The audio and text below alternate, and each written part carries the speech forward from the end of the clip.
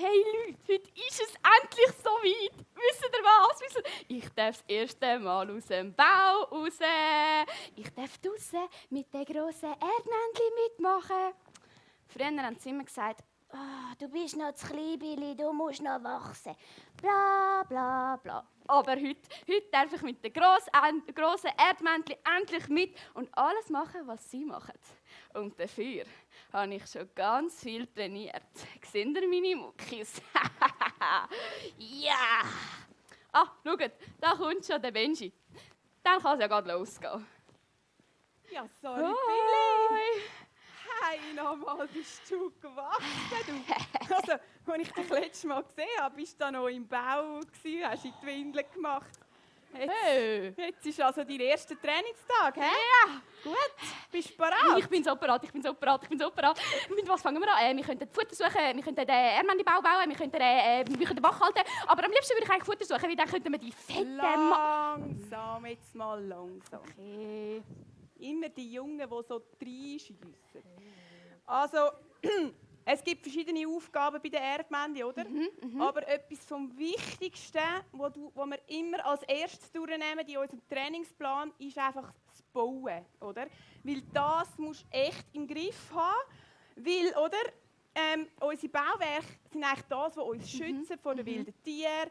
Dort können wir unsere Jungen aufziehen. Genau. Und das ist einfach das, was du können, oder? Darum fangen wir gerade mit dem an. Ja, in dem Fall. Bauen ist auch okay. Aber, hast du es auch schon gesehen? Meine riesen Muckis! Ja, zeig mal das. Seht ihr das? Ja, das ist gut. Ja, aber weißt, also beim Bauen brauchst du eben nicht nur Muckis, weißt? Du brauchst eben auch ein bisschen Köpfchen, weißt? Ja, warte kurz, warte. Wo ist er? Da, warte. Ja. Also, wird notiert. Beim Bauen benötigt man Köpfchen. Musst du jetzt das wirklich aufschreiben? Ja, sicher. Also, Okay. ich bin bereit. Also, dann ist ja, wenn du schon einen Notizblock hast, dann kannst du ja gerade weiterschreiben. Ja. Also, es ist ja so, oder? Die einen sind nämlich eingeteilt, die einen tun Bauwerk ausbessern, andere erfahrene Erdmännchen, so wie ich, neue Bauwerke planen, zeichnen, oder? Und andere tun es dann bauen, ausführen, andere gehen das Material holen bei den Lehmgruben. Und wichtig ist einfach, oder, dass wenn so ein Bau, der sollte immer etwa so mindestens 50 cm. Wie viel? 50 cm. 50 Zentimeter. Ja, Unter dem Boden sein, dass, oder, wenn so ein Elefant drauf trampelt und so, dass es nicht einstürzt. Das ist dann elefantensicher. Und eben auch möglichst dann rechtwinklig und so. Aber ja, das schauen wir dann. Ich glaube, das ist noch zu früh jetzt. Okay. Ich zeige dir jetzt gerade zuerst einmal, wo dass wir überhaupt das Material holen. Also, Den Lehm für den Bau. Warte mal, also ich weiss ja nicht. Also bist du eigentlich blind? Hast du also sorry, da hat's ja. Seht ihr das auch? Oder Ja, da hat es auch Lehm. Aber der Lehm ist eben nicht ideal zum Bauen, weißt? Der bröckelt so, wenn er trocknet. Das ist nicht idealer Baustoff. Für den idealen Baustoff müssen wir ein bisschen weiterlaufen. Ich zeige dir jetzt mal den Weg. Okay, ja. Du kannst ja das gerade machst ein Kroki, oder? Du musst es aufzeichnen. Und damit du es dann später, morgen oder so, dann alleine findest, gell? Ist gut? Also. Ja, ist gut. Also schau als erstes einfach, oder, dort ist die Sonne. Und du gehst einfach zuerst einmal Richtung Osten. Also, etwa 2,5 Kilometer. Mal da ein bisschen die Sonne. Ja, ist gut. Osten, einfach geradeaus an der Sonne orientieren, oder? Und Osten. Ja, Hani. Gut. Ist gut. Dann siehst du da vorne den grossen Affenbrotbaum, oder? An dem kannst du dich orientieren. Dann gehst du da Richtung Süden. Ja, Süden. Nochmal 2 Kilometer. 2 Kilometer. Ja. So weit. Und dann bei diesen Termitenhügeln hier vorbei. Termitenhügel notiert. Ja. Und dann geht es nochmal. Es ist so heiß. Ja, du, wir haben es bald geschafft. Jetzt musst du da ist es halt ein bisschen eng in dieser Schlucht. Ja, so. Ja, ich ziehe mal meinen Bauch vorbei. hin. Und Achtung, da hat es manchmal so Skorpione. Ja, ja. Ja. Und dann so richtig Nord-Nordost. So. Ja, Siehst? wo ist Norden? Dort. Dort. Ah ja, dort. Habe ich? Ja, Ist gut. habe ich. Und dann noch mal 3 Kilometer. 3! Wie lange geht es noch? Ich mag nicht mehr. So, jetzt haben wir es ja schon geschafft. Hör auf jammern. Endlich! So, schau jetzt, da ist eben die Lehmgrube. Mhm. Jetzt nimmst du da den Beutel und tust da mal ordentlich füllen. Da.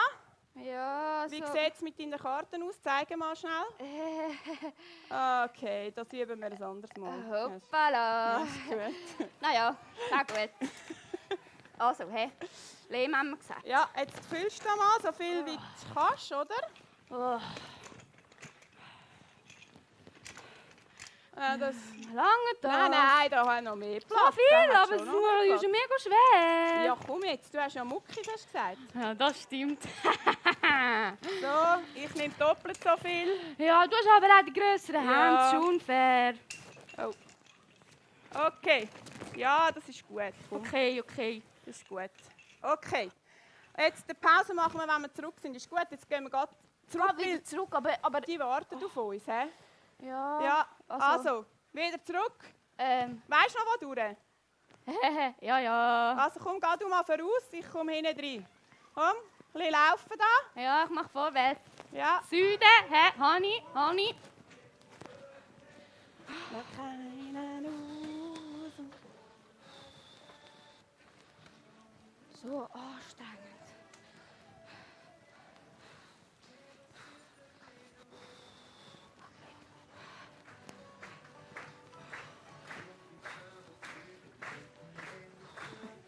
Komm, lauf ein bisschen, komm, da machst du noch, komm.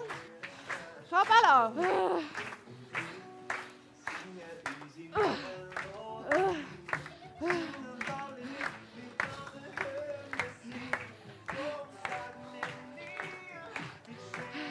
Zuerst.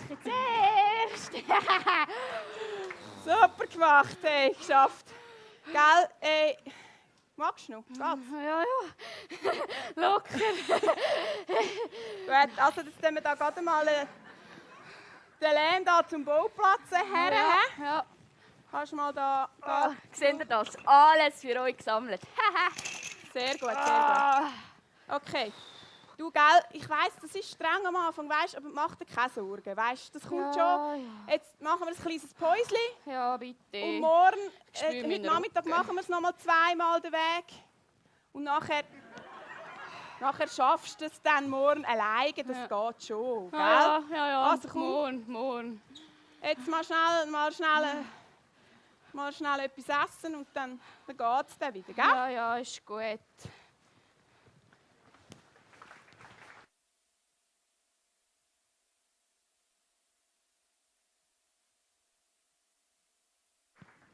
So, also ich glaube ja, der Benji hat sich schon ein bisschen überanstrengt gestern.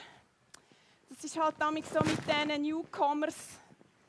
Die muss man ein bisschen hart dran nehmen. Das geht nicht anders. Die sind alle ein bisschen verweichlicht. Der lernt das schon. Heute bin ich dann gespannt, ob er es schafft. Jetzt muss er es allein machen. Ich glaube, dann macht er sich parat. Ich bin heute hier beim Bauen und ich schaue mal, was er mir dann da bringt. Bin ich ja gespannt. Ich fange jetzt da mal an. So. Mal schauen, wie lange das er hat. Ich tue mal die Zeit stoppen, wie lange das er braucht, bis er wieder kommt. Da. Hallo zusammen. Gestern so anstrengend gewesen. Ich habe Muskelkater. Ich habe den ganzen Weg nochmal 2-mal machen. Den ganzen. Könnt ihr euch das vorstellen? Ja, das erste Mal war ja schon okay. Das zweite Mal habe ich gedacht, Scheibe, ich mag nicht mehr. Das dritte Mal habe ich gedacht, nein, das langt mir jetzt wirklich, explodiere ich dann. Das Beste an dieser ganzen Sache war, ich habe Blatter bekommen. Nicht nur rechts, nein, auch links. Wirklich wahnsinnig. Nein. Und jetzt könnt ihr euch vorstellen, was der Benji von mir will. dass ich heute den ganzen Weg alleine mache. Alleine. Ihr habt alle, glaube ich, gestern meine Zeichnungskünste bei der Karte gesehen. Wir wissen alle, dass das nicht funktioniert hat. Also eben, noch länger klagen bringt auch nichts. Ich mache mich auf den Weg. Also, zuerst haben wir ein bisschen Süden gehabt. Nein, ein bisschen... wisst ihr noch, wo durch? Da durch? Ja. Sicher? Sicher? Aber jetzt, so sagst, also, ich weiss nicht. Da wäre ja eigentlich der andere Lehmhaufen. Ich könnte ja schon von dem nehmen. Ich meine, also, fühlt sich gleich an, sieht gleich aus, schmeckt gleich, gruselig. Also, nein, das mache ich nicht. Das tue ich am Benji nicht an. Aber, weil ich bin, ich habe so einen Muskelkater, das mag ich nicht mehr. Das geht nicht. Also, ich nehme ein bisschen von dem Lehmhaufen, aber pssst, ist gut. Der Benji darf es nicht erfahren. Nur unser Geheimnis. Also. So, ein bisschen von dem Lehm da rein. Hoppala. Einmal ein Handvoll mehr. Oh, ich fühle ihn jetzt nicht so hart, sonst hat der Benji das Gefühl, ich sei so super stark. Also, machen wir uns auf. Habe ich jetzt schon zurückgelaufen? Dann weiss der Benji, dass ich nicht so weit gelaufen bin. Machen wir halt noch etwas anderes. Wow, Palmen, so schön. Gefallen euch Palmen? Mir auch, weil dann habe ich immer ein bisschen Schatten, weil es ist so heiß bei uns. Ich weiss nicht. Ich sitze mal ein bisschen an. Oh, mein dicker Bauch kommt mir ein bisschen im Weg. Wow, schau mal die schöne Prärie da hinten. Schau mal. Wisst ihr, wie der Baum heisst? Affen-Bananenbrotbaum. Ja, ist einer der besten. Kann ich euch nur empfehlen. Oh, also komm ein bisschen weiter. Oh. Wow, könnte ich jetzt hier ein bisschen spielen, würde ich euch hier Ständchen geben. Aber das haben wir nachher gehört. Also komm, ich mache jetzt ein Benji auf. Noch ein bisschen Gumpen, dass es aussieht, als wäre ich weit gelaufen. Benji, schau, er ist auch wieder zurück, Schau mal, da, den ganzen Lehm habe ich für dich gesammelt. Warte jetzt mal, das kann ja nicht sein. Wegen? Hey, krass, jetzt bist du aber wirklich... Boah. Hey, das hätte ich jetzt nicht gedacht. Du bist jetzt wahnsinnig schnell gewesen. Wie alles joggt. Der Weg ist gefunden. Meine Muckis. Ja, Wahnsinn, du. Ich habe gedacht, okay, ich muss heute das Suchteam dann schicken, um dich wieder zu gehen. Okay, nein, Ja. super, hey, schau. Ja, und der Lehm, ja, tipptopp. Schau mal, den kann ich jetzt da eben grad gut brauchen. Weißt, ich bin da eben da die neue Stützmauer am Bauen. Weißt du, und du weißt, das muss eben so und dann habe ich so etwa 45 Grad Winkel da hinten. 45 Und Grad, ein bisschen so hinten und ein bisschen vorne. Ein bisschen hinten, ein bisschen vorne, ja. Ja, siehst du, so macht man das. Ja. Jetzt kann ich da deinen Lehm gerade super da als Stütze da unten einbauen. Das ist dann ganz wichtig. Da braucht es besonders guten Lehm. Ja. Und jetzt da schon den ganzen Morgen dran.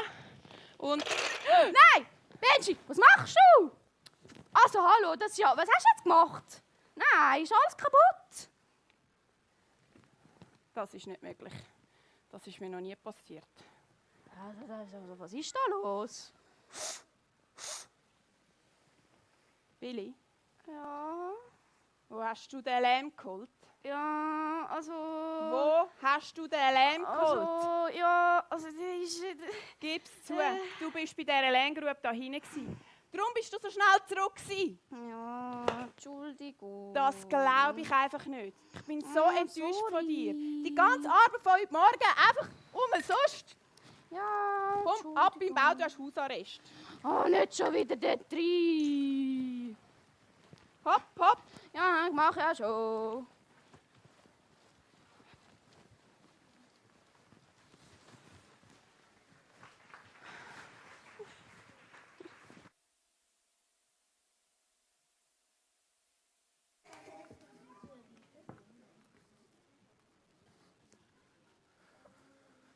Als ich Geschichte gehört habe von Billy, da ist mir ein Text aus der Bibel in den Sinn gekommen. Und der steht im 1. Korinther Vers 3. Ja, gern. Wir sind Gottes Mitarbeiter. Darfst du es gerne einblenden? Nur. Wir sind Gottes Mitarbeiter, ihr aber sind Gottes Ackerland und sein Bauwerk. Gott hat mir in seiner Gnade den Auftrag und die Fähigkeiten gegeben, wie ein geschickter Bauleiter das Fundament zu legen. Doch andere bauen jetzt darauf weiter. Und jeder muss genau darauf achten, wie er die Arbeit weitermacht. Ich finde es mega spannend. Wieso? Weil, wo Jesus auf die Welt gekommen ist, hat er das Fundament gelegt von einem Auftrag, den er uns jedem Einzelnen auch zusprechen möchte. Und zwar sagt er ja, hey, das Reich Gottes ist näher, Reich Gottes ist angebrochen. Reich Gottes möchte er bringen unter uns, dort, wo du unterwegs bist. Und für das möchte er dich brauchen. Er möchte dich brauchen als geschickter Bauleiter. Und dich herausfordern, dass wir auch daran teilhaben und an dem weiterbauen, was Jesus gesagt hat. Das hat jetzt angefangen und das werden wir weiter tun. Und so heisst es doch immer wieder im Leben, ja, wir sollen Sinnvolles tun. Aber was heisst wirklich auch dann das Sinnvolle tun? Was heisst das tun, wo irgendwie Reich Gottes wirklich dann auch ist? Es heisst, wir sollen uns in Sachen investieren, die ewigen Bestand haben. Und das ist manchmal gar nicht so schwierig. Und für das braucht es sicher ganz viel Geschick. Es braucht Geschick in Form von, dass man immer wieder mal ansitzt und schaut, hey, was mache ich eigentlich in meinem Leben? Wo bin ich dran? Wo investiere ich meine Freizeit? Was ist mir wichtig? Für was gebe ich meine Zeit?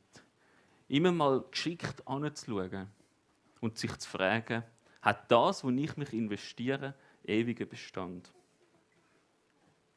Und wir haben ja gemerkt, es gibt da die unterschiedlichen Materialien. Wenn wir weiterlesen, heisst es nachher, das Fundament, das bei euch gelegt wurde, ist Jesus Christus. Und niemand kann es anders legen. Allerdings kann man mit den unterschiedlichsten Materialien weiterbauen. Manche verwenden Gold und Silber und kostbare Steine. Andere nehmen Holz, Schilf oder Stroh. Doch an dem Tag, an dem Christus sein Urteil gesprochen hat, wird sich zeigen, womit jeder gebaut hat. Dann nämlich wird alles im Feuer auf seinen Wert geprüft werden. Und es wird sichtbar gemessen, die Arbeit, ob die Arbeit der Flamme standhaltet. Hat jemand fest und dauerhaft an dem Fundament von Christus weiterbauen, dann wird Gott ihn belohnen. Geht aber sein Werk in Flammen auf, wird er seinen Lohn verlieren. Er selber wird zwar gerettet werden, aber nur mit knapper Not, so wie jemand aus dem Feuer reißt. Die Textstelle zeigt uns ja mega genau, dass wir im Leben, in dem, was wir machen, auch verschiedene Baumaterialien brauchen können. Wir können uns für Sachen einsetzen, wo da Holz und Schilf und Stroh, wo ich Sachen darunter verstehe, die eben genau nicht helfen, dass die Sachen ewigen Bestand haben. Das ist dort, wo wir egoistisch unterwegs sind, für uns selber schauen. Dort, wo wir uns Sachen kaufen, damit es gerade im jetzigen Moment einen Nutzen hat. Dort, wo wir uns investieren in der Arbeit, nur um vielleicht möglichst viel Erfolg zu haben, um eine möglichst grosse Karriere zu machen, um viel, was um uns selber geht. Diese unterschiedlichsten Materialien. Und auf der anderen Seite ist die Frage, kennen wir dann das Fundament, das Jesus Christus schon gelegt hat? Kennen wir und wissen wir, in welchen Auftrag er uns eigentlich hinnimmt? Das Reich Gottes, das schon angebrochen ist, wo er sagt, hey, das sollen wir weiterbauen. Es heisst nämlich, wo Jesus Christus auf die Welt gekommen ist, Frieden soll sein auf dieser Erde? Ist das einer von unseren Hauptbausteinen, wo wir uns investieren? Es heisst auch, wir sollen einander lieben und füreinander da sein. Ist das einer von diesen Hauptbausteinen, wo wir uns investieren, wo wir uns Zeit nehmen in unserem Alltag? Oder machen wir es wieder billig? Wir machen einfach gerade das, was irgendwie nahe liegt, das, was gerade als nächstes ansteht. Lassen wir uns treiben von all diesen Sachen, die um uns herum passieren, ohne wirklich den Hauptfokus zu haben und geschickt immer wieder anzuschauen. Hat das, was ich mache, ewigen Bestand? Wie wir denn das machen können, wenn wir nachher noch ein bisschen hören. Aber zuerst gehen wir nochmal zurück zum Billy. Am Billy hat es nämlich wirklich mega leid getan, dass er was er angerichtet hat. Und hat es mega fest versucht, wieder gut zu machen. Indem er besonders fleissig zum Lehmloch hinterher gelaufen ist und besonders viel guter Lehm geholt hat.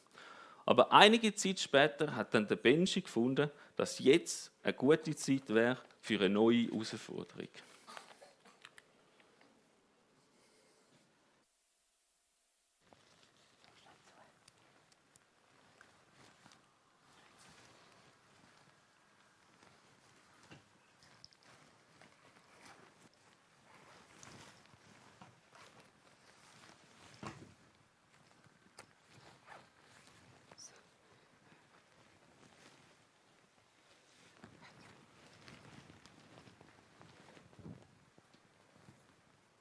Was bin ich jetzt?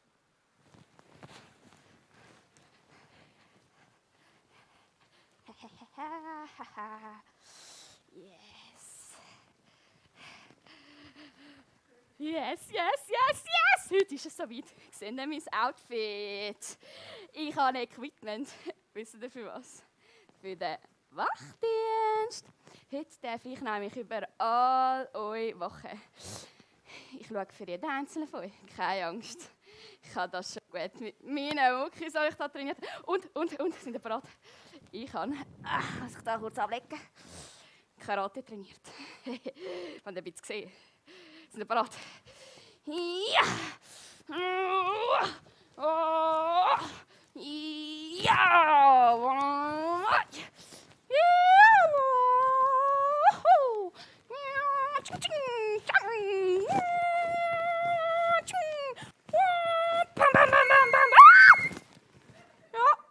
Werde mich zum 8. Essen. Sehr gut, Billy. Finde ich gut, dass du diese Aufgabe so ernst nimmst. Ja. Gell? Hast du gelernt aus deinen Fehlern? Jetzt geht es eben zum Wachdienst. Das ist eine der wichtigsten Aufgaben, oder? Ja, wir sicher. wachen über die ganze Kolonie, sodass alle anderen können in Ruhe Futter suchen, Lehm holen, bauen. Hä? Jawohl, Sir, jawohl, Sir, ja. Mega wichtig. Ja. Ich sehe, du hast schon ein bisschen trainiert und so, das ist sehr gut. Allerdings muss ich dir sagen, unsere Strategie ist im Prinzip so, wir hauen einfach ab. Was? Wir Erdmännchen sind Fluchttiere. Hä? Also schau, unser Leitspruch ist einfach GWA, oder? Das musst du dir einfach merken, oder? Also, GWA. kein Action, kein Karate, kein Muckis. Nur im äußersten Notfall. Schau, es ist so. Ja. GWA, hä? Geht das in deinen Kopf hinein? Ja. G wie Gefahr erkennen, hä? Gefahr erkennen. W wie warnen. Und A wie Abgang. Checkst? Ja. Das ist eigentlich so das Prinzip. Und was ganz wichtig ist, oder, wenn du da am Aufpassen bist, du warnst, du schaust, dass alle verschwindet und du bist der Letzte, der wirklich ins Loch reingeht, oder? Ja. Du schaust, dass zuerst alle in Sicherheit sind. Und nur, wenn es unbedingt muss sein, dann können wir natürlich auch mal einen Find angreifen. Ja. Ja. Genau. Also, G, Gefahr. Gefahr erkennen. He? Ja. W, Da ist, ja. sind ihr bereit? Warnen. Ja. Aber jetzt warte mal kurz. Jetzt, was du sagst. Also, was ist denn eigentlich eine Gefahr? Also, vor was wollen wir Angst haben? Sehr gute Frage, Rekrut, sehr gute Frage. Das ist so, also, ein Auge hast du einfach immer im Himmel oben. Ja, Hanni? Vom Himmel, oder? Dort kommen Greifvögel, das sind Adler, das sind Geier, das sind noch andere. Und dort, das ist einfach wirklich eine Gefahr für uns. Oder? Die kommen und können sich einen von uns schnappen, vor allem für die Kleinen, sehr gefährlich. Das heisst, ein Auge im Himmel, wenn du einen Schatten über der Savanne siehst, dann alarmierst du. Okay. Ja, Hanni. Dann das andere Auge hast du über die Savanne. Also das andere ist einfach Raubkatzen, oder? Ja. Also Hyänen, Leuen, Jaguare, Steppenhunde und so weiter und so fort. Ja. Das ist aber ein bisschen weniger, weil für die sind wir meistens ein kleiner Happen, die geben sich nicht so viel Mühe. Das ist klein bin nicht ich das jetzt auch Problem. nicht. Aber die grösste Gefahr Ja. ist die Schlange. Schlange. Pass auf Also, vor der Schlange. über die haben sie uns am Bau so Gruselgeschichten erzählt. Kennen die nachher nicht einschlafen können? So, sie hat riesige Augen, sie leuchtet, sie sieht mega gruselig aus, hat riesige Zähne, so gross wie mein Kopf. Und dann sind sie noch giftig und mega gruselig. Ja, Ich hab ein bisschen Angst. Schlange.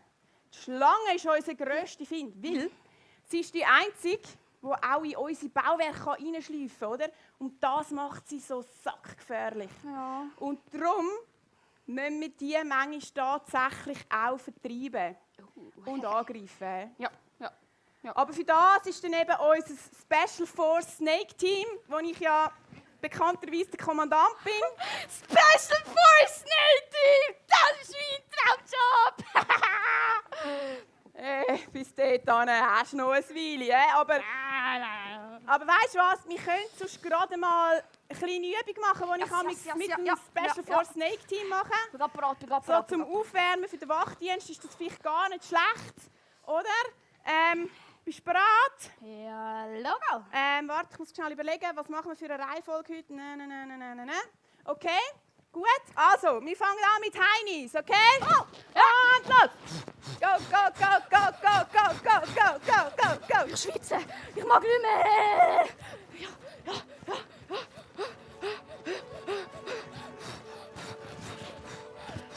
Okay, und jetzt in die Liegestütze. Oh, Runter. Und los! Und 1, und 2, und 3. Und ja, das geht noch ein bisschen mehr, das geht noch mehr,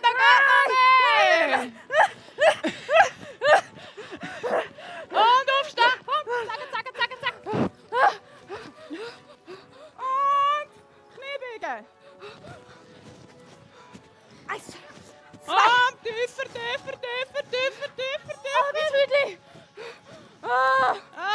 Okay. Sehr gut. Okay. Ich glaube, das lange für heute mit der Fitness, hä? Willst du immer noch ein Special Force Snake Team? Ja, sicher. Gut. Ja, überall. Also, dann, weißt du, dann gehen wir jetzt an einen Ort, wo wir ein bisschen einen guten Überblick haben. Am besten dort der Hügel dort. Ja, habe ich gesichtet. Ja. Das ist Ja, da. gut. Okay. Genau, da hast du einen super Überblick. Du siehst die ganze Kolonie. Und eben, wie gesagt, gell, eben GWA. Und eben, wie musst du jetzt schauen? Ja, also, hey. Also, Wie geht es jetzt? Also. ein Auge im Himmel. Jawohl. Sterol im blauen Himmel. Ja. Nichts gesehen. Gut. Gut, jetzt Prärie raus. Andocken. Nichts zu sehen. Ja. Alles frei. Und keine Schlange. Super. Kein Monster. Aber gell, also weißt, das kann sich ganz schnell ändern. Gell? Das musst du dir einfach bewusst sein. Du hast keine Pause im Wachdienst. Du bist eigentlich permanent dran, oder? Ja. Und was ist denn das dort hinten? Ja. Hey, dort winkt doch jemand wie verrückt. Aha. Warte. Jetzt da mal ein bisschen Kann ich mal gucken. Ja, schau schauen? mal da runter. Warte mal, da schnell scharf stellen. Da. Oh, das ist meine Frau. Oh, ich habe meine Lunchbox vergessen. Oh, da kennt sie gar keinen Spass, du. Jetzt winkt sie. Das hat sie gar nicht gern. Hey, weißt du was? Ich gehe ganz schnell die holen. Bin gerade wieder da. Ich lade dich kurz da alleine. Also, eben, eins auf den Himmel und eins Savon geben. Okay, gut. Also, da, gut.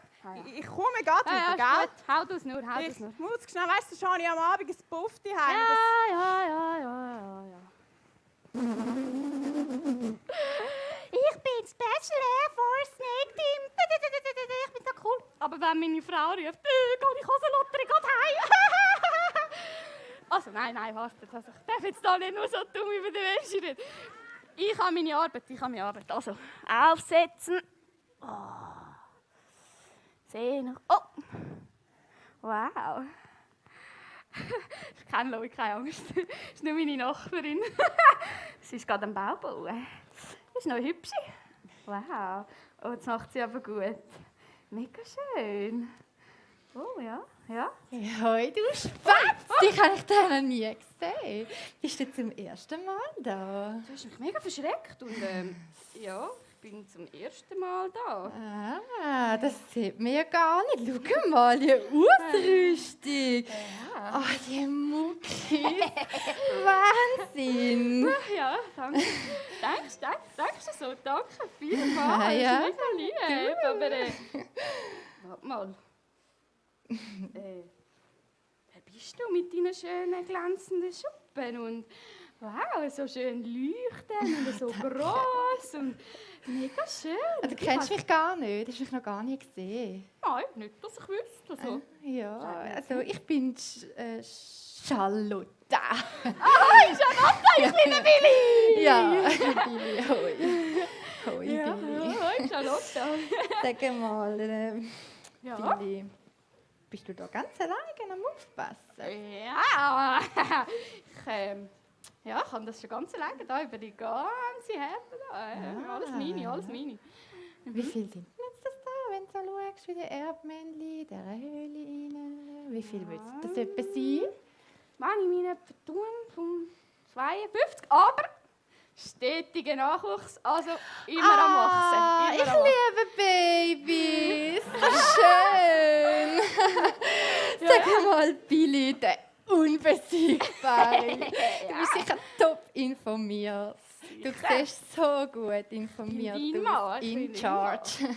Wenn ich jetzt da will, den Nachwuchs suchen, wo müsste ich denn da tun für den Teil von der Höhle? Billy!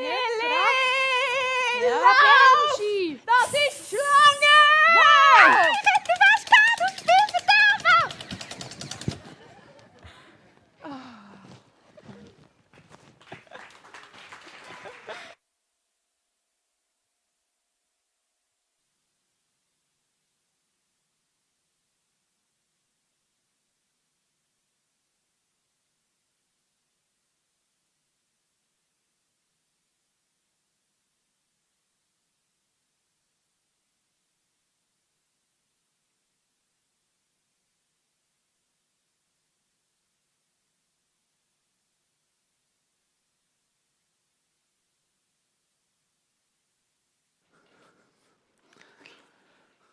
Manchmal ist es so nah und man merkt es gar nicht. Und so heisst es auch in diesem Bibelvers, was ich mega cool finde. Doch andere bauen jetzt weiter. Und jeder muss genau darauf achten, wie er die Arbeit fortführt. Ich finde es mega cool, weil es ist doch die Geschichte von Billy ein mega starkes Sinnbild, wie es auch immer wieder in unserem eigenen Leben ist. Wir sind unterwegs und wir machen unser Zeug und wir merken vielleicht manchmal gar nicht, dass wir den Fokus oder den Blick für das Sinnvolle, für das, was wir uns eigentlich investieren wollen, wirklich nach vor uns haben. Sondern wir sind vielleicht gerade wie der Billy umgeben von der Schlange und merken es gar nicht. Dass wir den Fokus verloren haben. kannst du mir die PowerPoint noch mal schnell geben? Dass wir darauf achten, immer wieder, dass wir uns überlegen, wie bauen wir an dem Reich Gottes, dort, wo Gott sagt, hey, dort möchte ich dich einstellen als Mitarbeiter in dieser Welt. Wie können wir dort weiterbauen? Und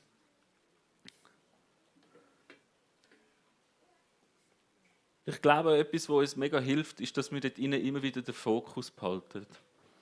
Den Fokus behalten, den Fokus auf was? Den Tag, an dem Christus sein Urteil sprechen wird. Der Tag, wo dein Leben zu Ende geht. Wir denken mega ungern als Schweizer über diesen Tag nachdenken, weil er ist oft so weit weg. Er ist so weit weg und wir verlieren ihn oft unter den Augen und über den Tod tut man auch nicht so gerne reden miteinander. Aber ich merke mega, wie es mir immer wieder hilft, mich an den Punkt anzustellen, wo ich merke, dort wird mein Leben mal vorbei sein und zurückschauen und in mein Leben hineinschauen und mir überlegen, was möchte ich dann sehen? Was möchte ich vielleicht auch Gott sehen in meinem Leben? Was möchte er aus dir rausholen? Und ich glaube, gerade wenn wir immer wieder das Ende im Blick haben, dann hilft es uns, auch immer wieder den Fokus zu behalten. Den Fokus zu behalten, dass wir immer wieder das im Blick haben, dass wir weiterbauen an dem Reich Gottes, wo er auch möchte. Ein Vers, der mega gut zu dieser Geschichte passt, ist der Vers aus dem 1. Korinther 16, 13 bis 14. Dort steht, seid wachsam und steht fest im Glauben. Seid entschlossen und stark. Bei allem, was ihr tut, lasst euch von der Liebe leiten. Er fordert uns raus, immer wieder anzuschauen, immer wieder festzuheben an dem Reich Gottes, dass uns Gott als Mitarbeiter, dass er dich möchte haben in dem Reich Gottes, dass er dich möchte dort hineinstellen, dass wir die Welt zu einem besseren Ort machen, zu einem Ort, wo Gerechtigkeit sein, wie Gott sie wünscht, zu einem Ort, wo Frieden sein, wie Gott sich das wünscht, für einen Ort, wo das Miteinander sein, wo wir uns einsetzen für andere und fürs Gute. Und so heisst, so seid wachsam und steht fest in dem Glauben. Und am Schluss, was mich besonders wichtig dünkt, bei allem, was ihr tut, lasst euch von der Liebe leiten. Was ich mega spannend finde, ist in der Liebe, für die Liebe braucht es ja, das Liebe kann man nicht allein. Für Liebe braucht es immer ein Gegenüber. Und für das hat uns Gott auch geschaffen. Er hat uns als Menschen geschaffen, die Gegenüber haben. Die Gott als Gegenüber haben und in dieser Beziehung sollen leben, wo aber auch andere Menschen als Gegenüber haben, mit denen wir Beziehung leben sollen. Und dort wird Liebe erst möglich. Und durch die Liebe, in dieser Liebe, um diese Liebe auch zu leben und sich von dieser Liebe auch leiten lassen, die Gott möchte, in die Welt hineintragen, braucht man einander. Ich finde es mega schön, auch wie der Billy und der Benji einander haben und füreinander schauen und einander fördern. Ich weiss nicht, ob ihr all die schönen, es gibt so mega viele so nice Insta Zitate und so, das kennen ihr sicher, es gibt unzählig viele, aber auch über die Beziehungen leben miteinander. Und ich finde, es hat meistens, wenn ich zurückdenke, wahrscheinlich, oder wenn ich mich an den Ort anstelle und mein Leben mal fertig ist, dort gibt es auch mega viele Zitate darüber und ich glaube, es hat sehr viel Wahres dort drin. Zum Beispiel heißt aus, was am Ende unseres Lebens wirklich zählt, ist nicht, was wir gekauft, sondern was wir erbaut haben. Nicht, was wir besitzen, sondern was wir teilen konnten. Nicht unsere Karriere, sondern unser Charakter. Nicht unser Erfolg, sondern unsere Bedeutung. Oder es anders heißt, wenn wir am Ende unseres gemeinsamen Lebens stehen, spielt das Haus, das wir hatten, die Autos, die wir fuhren und die Dinge, die wir besaßen, keine Rolle. Was zählen wird, ich hatte dich und du hattest mich. Und das ist das, was uns die Bibel möchte sagen. Sie möchte uns sagen, wir sollen immer wieder den Fokus haben. Hey, es geht um mehr als einfach nur den Ehrgeiz zu haben, eine gute Karriere anzustreben. Es geht um mehr als einfach nur, sich möglichst viele Sachen anzuschaffen. Es geht um mehr. Es geht darum, dass wir Reich Gottes bauen in dieser Welt. Wo die Welt durchdringen von Gottes Liebe.